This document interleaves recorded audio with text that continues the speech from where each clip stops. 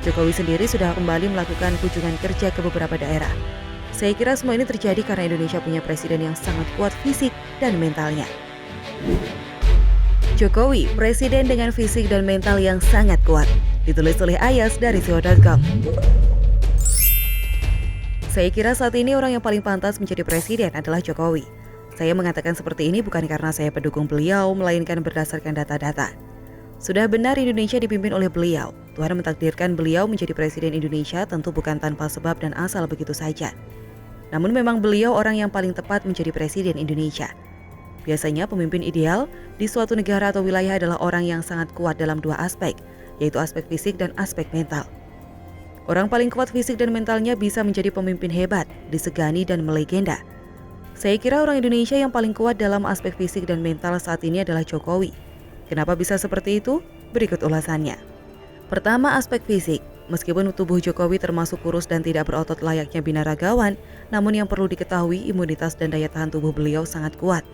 Beliau bisa melakukan kunjungan kerja ke beberapa daerah yang berjauhan dalam satu hari. Hampir seluruh wilayah di Indonesia sudah beliau kunjungi.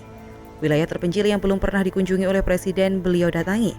Saya kira beliau adalah satu-satunya presiden Indonesia yang paling banyak melakukan kunjungan kerja ke wilayah-wilayah yang ada di Indonesia. Pertanyaannya, apakah beliau pernah jatuh sakit? Jujur, sejak tahun 2014 hingga sekarang saya belum pernah mendengar beliau sakit. Bahkan mendengar kabar beliau kecapean juga belum pernah. Saya kira tidak berlebihan jika beliau dianggap orang paling kuat di Indonesia karena meskipun pekerjaannya sangat berat dan menguras tenaga, nyatanya belum pernah membuat beliau terkapar dan sakit. Beliau masih sehat dan bugar. Beliau memang mengaku rutin minum jamu untuk menjaga kebugaran. Ketika pandemi COVID-19 mewabah di Indonesia, nampaknya beliau orang yang tidak terpengaruh. Ketika jumlah positif COVID-19 di Indonesia sudah mencapai 1 juta lebih, Jokowi belum pernah terinfeksi COVID-19. Ketika para menteri, gubernur, wali kota, bupati, bahkan ketua Satgas COVID-19 terinfeksi COVID-19, beliau masih saja belum terinfeksi. Padahal beliau termasuk orang yang sering bertemu dengan menteri atau pejabat yang dinyatakan positif COVID-19. COVID-19 seperti tak berani menginfeksi tubuh beliau, saya yakin antibodi dan imunitas beliau sangat luar biasa. Menurut info A1, Jokowi menjalani tes swab setiap minggu, sebab para pejabat yang kerap menemui beliau sudah banyak yang positif COVID-19. Nyatanya beliau belum berhasil terinfeksi COVID-19. Beliau masih tetap sehat. Bayangkan, seandainya Presiden Jokowi tidak punya fisik sekuat Jokowi, mungkin sebentar-bentar sakit karena tak kuat dibawa kerja mengikuti ritme beliau. Banyak pekerjaan yang tertunda atau diwakilkan. Jika sampai terinfeksi COVID-19 akan menjalani isolasi mandiri dan pemerintah dipegang oleh wakil presiden. Sekelas Adian Apitupulu menolak menjadi menteri karena tak kuat mengikuti ritme kerja beliau. Kedua, aspek mental. Jokowi punya mental yang sangat tangguh. Meskipun banyak kerikil dan duri yang mencoba menghalangi langkahnya, beliau tetap maju. Beliau adalah orang yang visioner dan optimis. Beliau orang yang bersemangat dan tak suka mengeluh meskipun mendapat musibah. Saya kira menjadi presiden di tengah pandemi COVID-19 tak mudah dan butuh mental yang tangguh. Jika mental Jokowi lembek, mungkin beliau akan langsung panik mendapat berbagai bencana termasuk pandemi COVID-19. Namun beliau tidak panik, beliau tetap tenang dan mencari solusi terbaik agar Indonesia tetap berdiri kokoh meskipun mendapat serangan pandemi COVID-19. Beliau tidak panik, juga punya langkah-langkah taktis untuk melewati musibah ini. Jokowi punya mental yang kuat, terbukti beliau tidak terpengaruh dengan ajakan lockdown dari sebagian kecil masyarakat Indonesia. Beliau punya rencana sendiri untuk menyelamatkan nyawa penduduk, juga agar ekonomi tidak hancur. Jika sampai beliau salah langkah, mungkin saat Indonesia sudah sangat terpuruk ekonominya. Sekarang tanda-tanda kehidupan normal sudah mulai nampak, vaksinasi sudah berjalan, ekonomi sudah mulai bergerak. Jokowi sendiri sudah kembali melakukan kunjungan kerja ke beberapa daerah. Saya kira semua ini terjadi karena Indonesia punya presiden yang sangat kuat fisik dan mentalnya.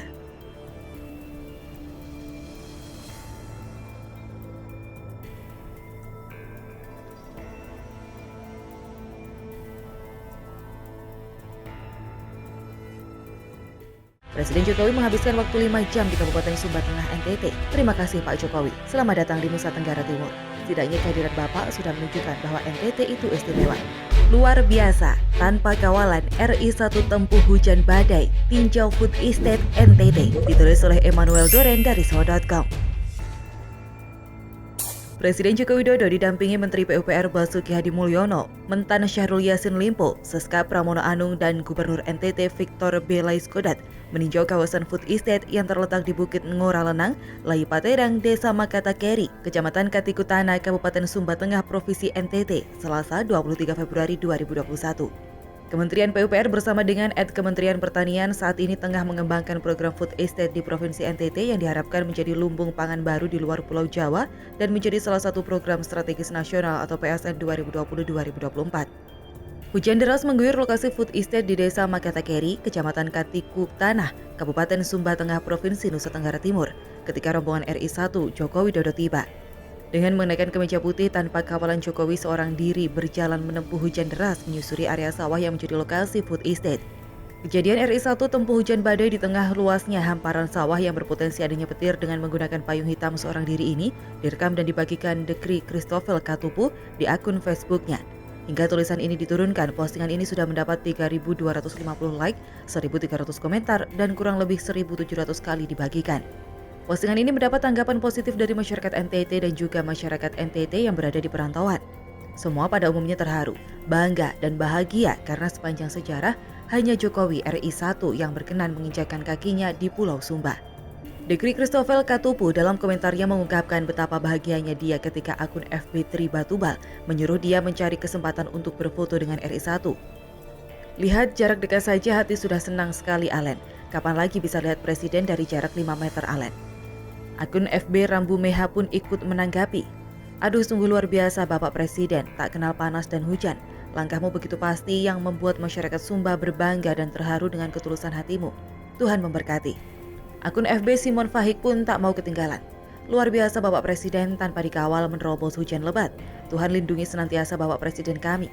Akun Mia Ina menulis hati terharu melihat pemimpin besar turun ke ladang. Sehat selalu Bapak Jokowi. Ketika RI 1 sendirian melintasi sawah di tengah hujan deras, netizen sempat dibuat cemas. Bahkan ada yang mengkhawatirkan keselamatan Presiden Joko Widodo. Akun FB Sidik Oskra misalnya mengkhawatirkan hujan deras yang berpotensi petir. Waduh, Bapak Presiden nekat. Padahal di sawah biasanya banyak petir kalau sedang hujan. Semoga petirnya tak mau datang saat itu. Semoga aman sampai akhir acara. Ragam komentar netizen membuktikan bahwa masyarakat Indonesia, khususnya NTT, menaruh hormat dan cinta yang mendalam untuk RI 1. Bahkan tanpa ragu-ragu ada netizen menyebut RI 1 dengan sapaan akrab Umbu Jokowi. Akun FB Deborah Hunga berkomentar, hujan badai bukan halangan. Umbu Jokowi tetap yang terbaik sudah. Akun FB Rambu Astri menulis, Tuhan melindungimu Bapak Umbu Jokowi. Selain ungkapan haru, ada juga permintaan agar RI 1 maju lagi 3 periode. Lucy Dominic menulis dalam logat dan bahasa setempat, Pak D luar biasa, 3 periode suge. Selain mengomentari aksi RI 1 tempuh hujan dan badai, ada juga netizen yang perhatiannya malah fokus mengomentari warga yang merapat ke area sawah. Wati Surono yang mengkhawatirkan keadaan padi menulis dengan nada bercanda, tanggung jawab yang injak padi W, yang langsung ditangkis akun FB Yosin Rambu dengan komentar yang tak kalah lucu. Intinya bisa lihat langsung, padinya itu urusan kemudian. Presiden Jokowi menghabiskan waktu 5 jam di Kabupaten Sumba Tengah NTT. Setelah meninjau lokasi food estate, beliau kemudian terbang ke Kabupaten Sika, Provinsi Nusa Tenggara Timur untuk meresmikan bendungan Napun Gete. Terima kasih Pak Jokowi. Selamat datang di Nusa Tenggara Timur. Setidaknya kehadiran Bapak sudah menunjukkan bahwa NTT itu istimewa.